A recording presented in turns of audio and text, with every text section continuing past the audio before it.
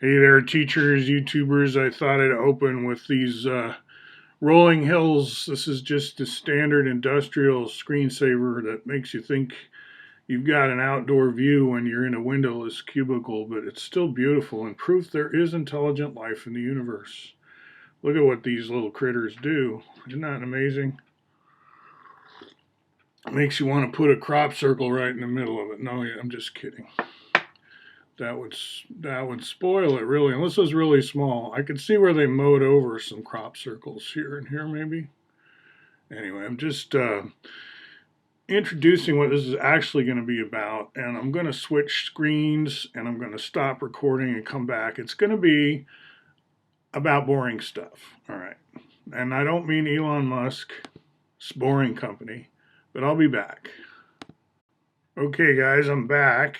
That didn't seem like I went anywhere, did it? So this is back to place-based education for a second. There's going to be a segue here. I just said boring, and my friend Don lives in Boring, Oregon, and oh, here's the first Fred Meyer. He left, not maybe the first, like I talked to a knowledgeable source. It's Bread and Ink today, and this was their kind of out of town suburban location here in the Hawthorne district, Asylum district. But there's a huge supermarket now, Fred Meyer. It's part of the Kroger chain, and it's just down the street. But this incarnation was from before the idea of a supermarket, even department store. I don't know if that had come along yet. So my segue here back to PhotoStream is to the captain of Meliptus, which is a name in itself, a story in itself. The name is. I think we've had Meliptus in this channel already. So, oh, Cube of Cuba, by the way. Cubo de Cuba. That's funny, right? That's one of our more treasured and successful Hawthorne institutions. This Thai food kind of carnival circus, kind of a clash of aesthetics in my view. Like I think they should go straight Thai and not try to look more Bangkok and less, you know, like a country fair. But I understand it's an experiment. Everything is. Okay. Asylum District, that's where we are. Kind of crazy. It's actually named for Dr. Hawthorne's asylum, which was down the street, no longer exists, hasn't for a long time. Zoltar is my segue. So Don, the captain of Meliptus, here we are. It's a great wood boat, right? And this kind of crazy device, you've seen those on TikTok, no doubt. People who can kind of fly over the water. Oh, it takes some skill to learn, right? You don't just jump on one, I don't think. Anyway, we pull into the Island Cafe here, and there's a beautiful Zoltar. And if you know from this channel, I'm a Zoltar fan, and that I have a Zoltar right here. And this is battery powered. It was a gift from Glenn, who found it at Village Merchant, a nearby store. All right. So, Zoltar, what can you tell us? Now, I link Zoltar to a few stories, one of which is the Turk who played chess against Napoleon. So if you know that story, that's kind of our segue to computer science and AI in particular. Partly how AI got booted, i.e. booted up, started, is through the Turk, which was a hoax, but it was a fertile hoax, and that it played exactly on the science fiction that we know could lead to actual chess playing machines. Like the idea of a chess playing machine, a dang good one, that could whip almost any human, or let's say any human.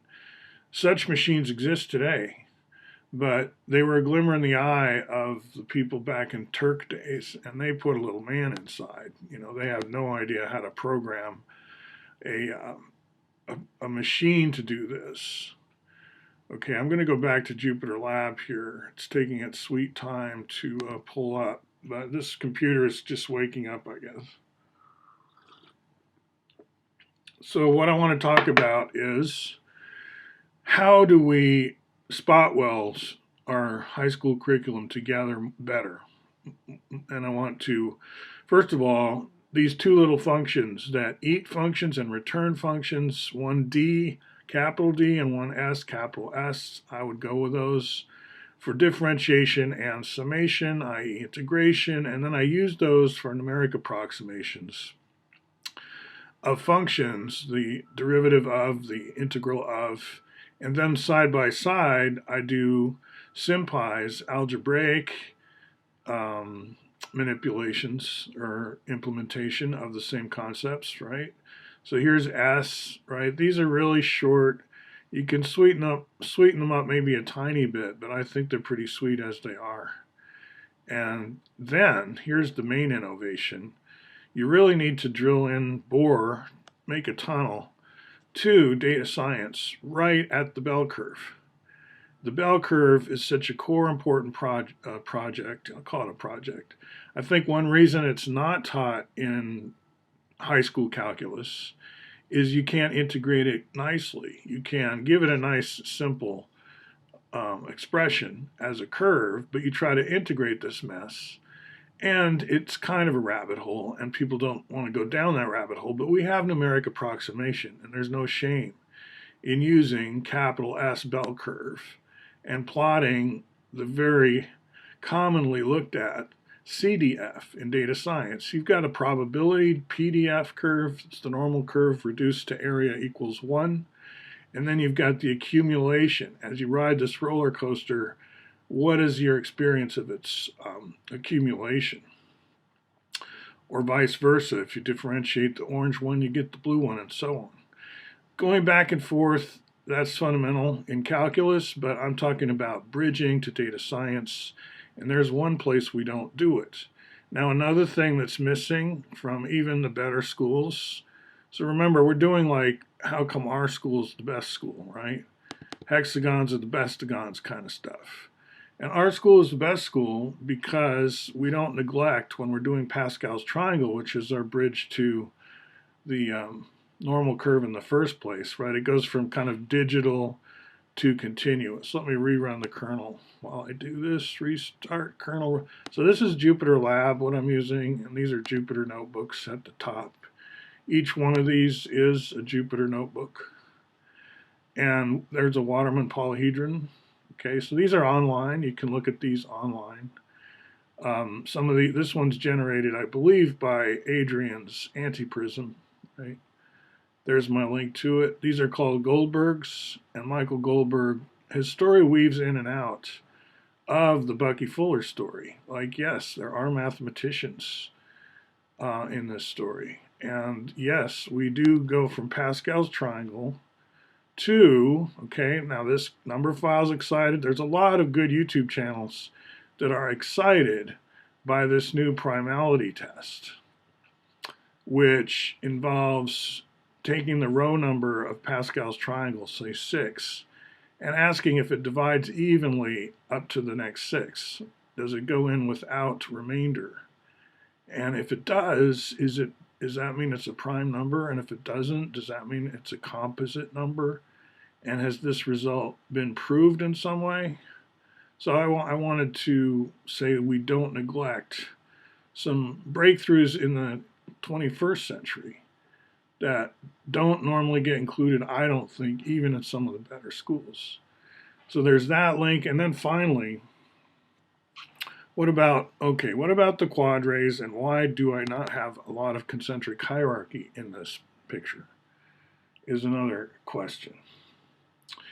And there was another thing on probability and calculus. Oh yeah, as we're loading, in the middle school, because I'm about to go back to middle school, this is high school, but middle school, earlier, before high school, you have y equals mx plus b, you have slope, right? You do a lot with linear, the line as an equation, graphing it, showing how m is slope and b is y-intercept and all that.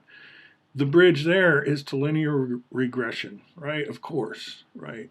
Again, a bridge to data science. What I'm saying is, don't do the old delta calculus and abandon these 4-lane paved highways to and from data science as if that's someone else's theme park and you don't have to go there. I'm saying, yeah, you do have to go there. Like, I sound like Jordan Peterson. Buck up. Anyway, quadrats. quadrats, you're going to think, okay, they're fun, they're on top of XYZ, they help us learn XYZ, but where's the concentric hierarchy? How are we going to assume all that context when we start? Like A modules, when did they get that? It seems like we just jump into it and there's no context. And I'm saying that's middle school. We already did that. It's like there's a lot of misapprehension around synergetics that we're waiting for some breakthrough in particle physics to prove that it's true. And it's more like, no, we need to show you that fifth graders who are fluent in polyhedra actually have a better shot at life, right? And to deny them this heritage and to have done so for 40 years is enough of an albatross that I'm not going to lift a finger, right? I'm just going to watch you go down. But it's not too late if you're willing to look to the future with some degree of hope. We can bring up a really cool curriculum and start sharing it on our school servers right away, and a lot of us are. And that's how we got to all this kind of digital math mixed in with the continuous math, right? We're not going to neglect cryptography. And that's kind of a hallmark here, in addition to taking on the American Transcendentalist influence, right? Emerson, Margaret Fuller, Bucky Fuller, all that stuff. That's what leads to our quadre page, and that's kind of its raison d'etre, is because we now understand the core math of synergetics, we can go study American history now. This is our bridge to history and to the story of American philosophy, right? We'll just jump from here. In fact, I'll end with a good picture on that called Americana in my blogs. So that rounds out my high school. That was my STEM to path jump. And thank you, Zoltar. You were invaluable. And my latest control room. This is another Silicon Forest phenomenon. Oh yeah, Princeton. That's right. That was where I went to school. And there's the brewing company. But before that, maybe I put it in Bismo. Americana, I want to end on. And you'll see the relationship right away. That's Bell's kite, isn't it? And it looks like people are running, maybe in fear. I don't think so, but there's kind of a Mars attacks feel to it. And also, what is this? And isn't there a tether line? Can't I see that? Is this really flying like a kite? Or is it swinging from a tower? Or what's going on with this thing? I think it's being pulled somehow. There's a force, and it's swinging around a tower, maybe? I don't know. But then we go down here, and very clearly there's a tetrahedron kind of looking thing, and there's off screen, there's something holding it up. It's not a secret, right? There's just no visible support in the picture. So like the arm that must be holding this is off camera, kind of like here. This is Alexander Graham Bell, and this is Sam Lanahan, right? This is the debut of C60, and C60 is C number 6 XTY, right? Okay, then we get to the Mandelbrot, and that's where we round out, again, the curriculum. I do have complex numbers. I do think those are part of high school math, and the way I implement them is kind of interesting if computationally inefficient, in that I have a tractor in the field motif, where tractor wanders in a raster pattern on a field and plants or plows. You can come up with some verbs, but this is a multi-purpose unit. And the bridge to agriculture is not accidental. The idea of controlling a tractor, that's not accidental. I am into like small mixed use kind of, villages that grow their own food, but not without any mechanization at all. I'm not into that. I'm like into mechanization. Where are we at with electric tractors? Are those a good idea? Because you need something heavy anyway, right? Even a hand plow, like a rototiller, it seems like the battery is an asset because you want something heavy to push, but what do I know? All right, so here we are, space and time context. I'll come back to place-based education another time. This is the backgrounds of more national news, and there's global news if you look through that filter. The nationalist filter is an okay way to approach world events, right? Start with your quote-unquote country, why not? right? And then zoom in and zoom out. So zooming in, they're changing my neighborhood out west, right? This is where I was a kid on Capitol Highway. I've been in Portland a long time, if you add it all up, but it was intermittent. So we left our family in the 60s, 1960s, to go to Europe, and we never moved back to Portland as a family. I came back and I got married, I had kids. Now I'm 60 something, right?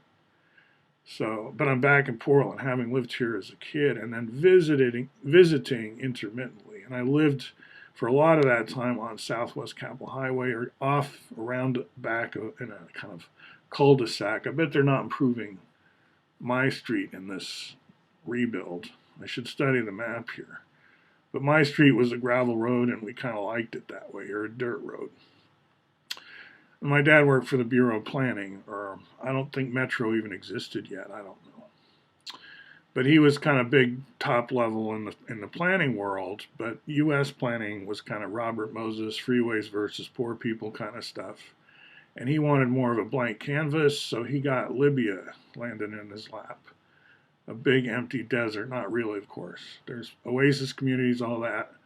And, you know, he did not live to see the NATO attack on Libya. I'm kind of fortunate for him in a way, because it would have been heartbreaking to see. But anyway, that's my family, and here's my curriculum, and it's spreading around, and we are making headway.